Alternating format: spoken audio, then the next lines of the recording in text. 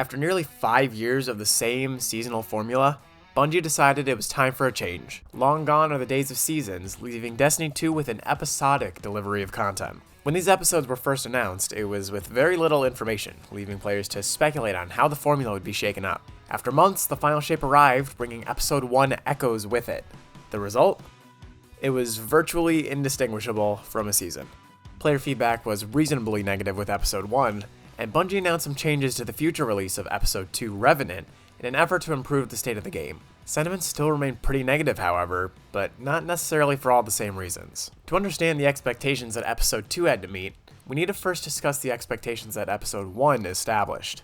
As I mentioned, Echoes was virtually the same as seasons we experienced for the last few years. Weekly story niblets, constant trips to the holoprojector, sloppy 3-player arenas, you know exactly what I'm talking about. One of the most common pieces of feedback was surrounding time gating. Episode 1 was divided into 3 acts, each of which delivered 3 weeks of story content, followed by 3 weeks of downtime. Essentially, what we had was a normal season with worse time gating.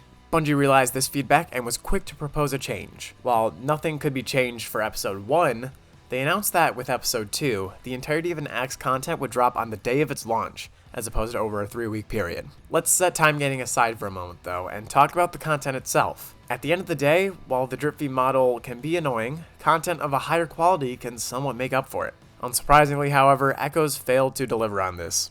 Now, this part is going to be subjective, so if you don't agree with me, that's your opinion and I totally respect it. If you ask me though, Echoes had a boring story with an underwhelming payoff, if there was even one there. The conductor struggled to make a threatening antagonist, and I know it's hard to fill the witness's shoes in the wake of the final shape, but it's also not impossible.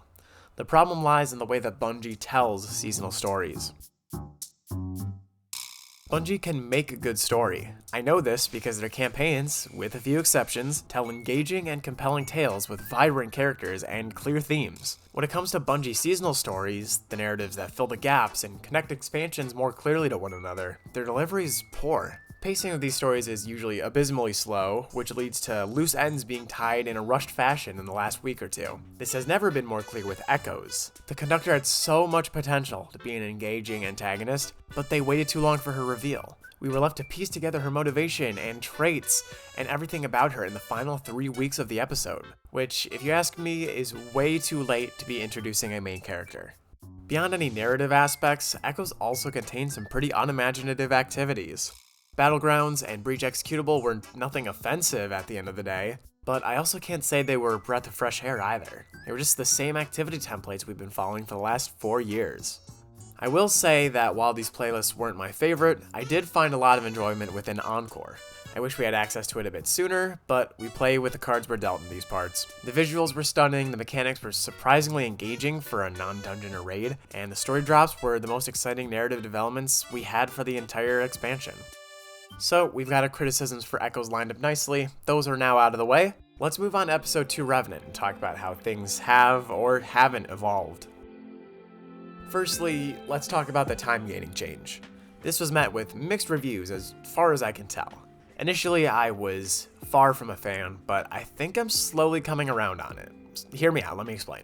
Let me cook. The most common complaint I've been seeing about Act 1 of Revenant was that it's incredibly short, which I do agree with. I got this leg of quests done in about an hour and a half. I don't mind this though, because I feel like a lot of the garbage quest steps we used to have are now gone. Instead of completing mundane tasks in a patrol space, or running the seasonal arena 40 times, Revenant takes a different approach, introducing the story and teaching us how to use the tonic system.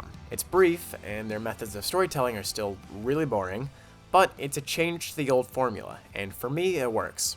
I've also started thinking about this release in a different way, with my wallet. If I remember correctly, it's 1,200 silver, or approximately $12 to buy into the episode on its own, which we can roughly split into $4 per act. Looking at it this way has made me sort of feel like I got my money's worth out of it. For $4, I got a short story, a revamped engaging playlist activity, and an entire battle pass to fill out. That being said, I can still totally understand players not being happy with either the amount or quality of content that they received.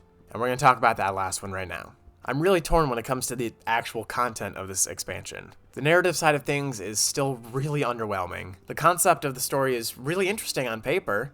Mithrax and Crow are two of my favorite characters in this universe, with some of their past seasonal stories being my favorite. However, the story is, once again, paced and delivered horribly. In the span of Act 1, not a whole lot happens, and just as things start to get interesting, it's over.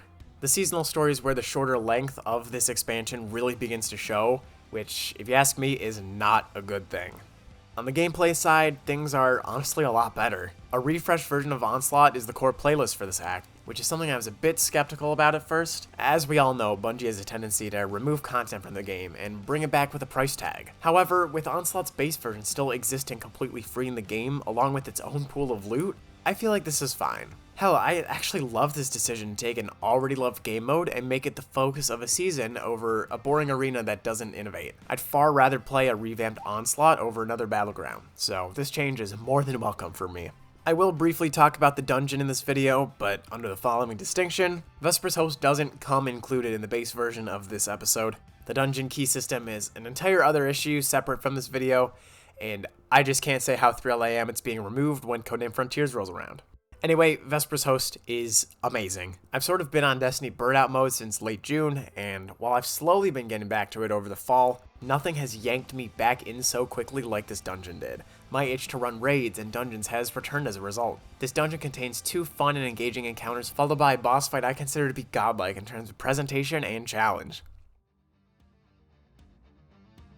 So, with all of that in consideration, let's give a quick overview. How has Revenant shaken things up, and what still needs to be changed?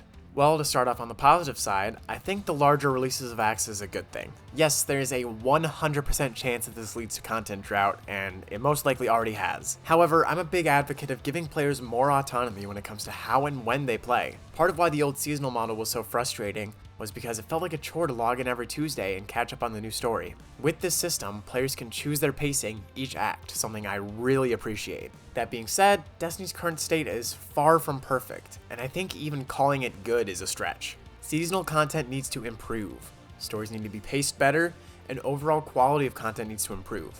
Simply put, Bungie needs to stop phoning it in. Also, I know we didn't really touch on this in this video yet, but I think Destiny needs to be marketed a little better, especially when it comes to seasonal and episode drops. Releasing trailers the same day as an episode launches hasn't really done any favors in terms of building hype or maintaining engagement. Players want to have a better idea of what direction the narrative is headed in before the day of, and honestly, I don't think that's too much to ask for. And to end on a positive note, I want to talk about the success of Onslaught as a core activity this season. Feels like a safe but smart choice on Bungie's part. Like I said, Onslaught is already beloved by the community, so seeing developer attention go there has been refreshing.